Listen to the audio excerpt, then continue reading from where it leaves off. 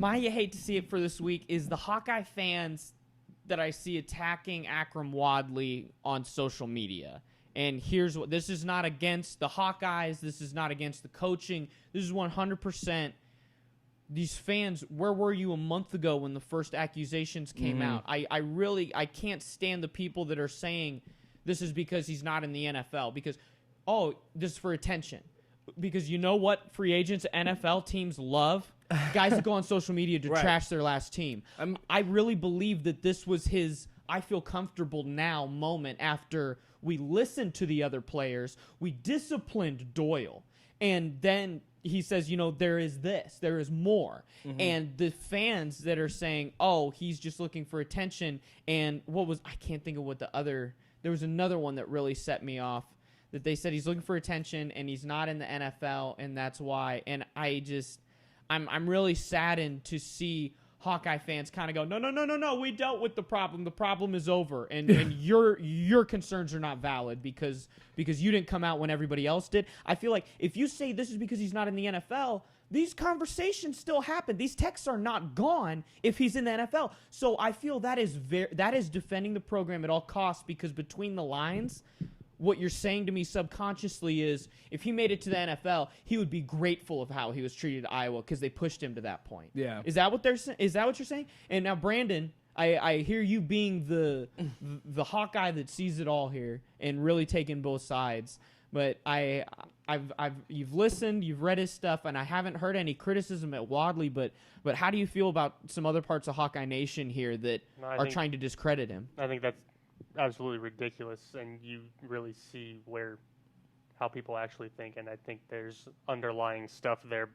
But right, this really comes back to the last month and a half of Black Lives Matter, to where it really comes down to sports is our sanctuary. Well, that's the point. If you have a place where you can hide from the problem, we need to bring the problem. Yeah, it's supposed to be there, and that's what Wadley said. He said Saturdays was the only time I was free. It's how I got away from everything else that was happening throughout the week. Not everyone has a perfect experience at the college they choose. Maybe he would have been happier somewhere else. He had a great career, but you hear him say, all of us say you should have loved your time at Iowa because look at where you are in their record books. Yeah. But that's 3 hours once a week, 12 times. There's a lot of time in the classrooms with the coaches that it really seemed like on a day-to-day basis he was unhappy.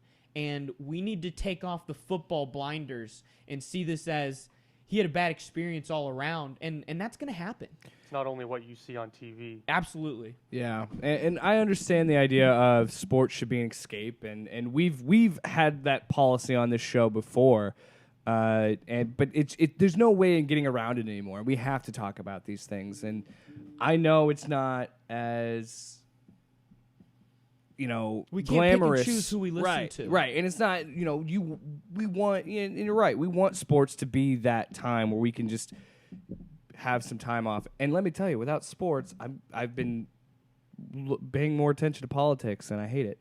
So we need sports back.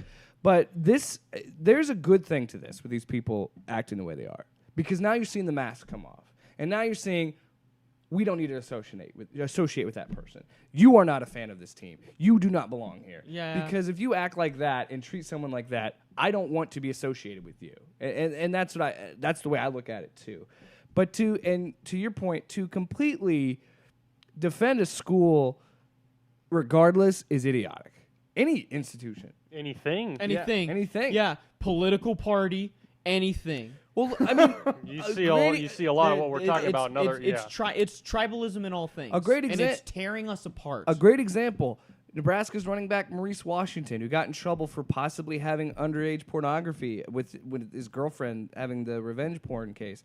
I said he shouldn't have been there. I said they should have got rid of him, and he doesn't belong here. I wasn't going to say, well, he's a good running back. He should still play. You know what I mean? It's ridiculous. Yeah, you hate to see it. Yeah.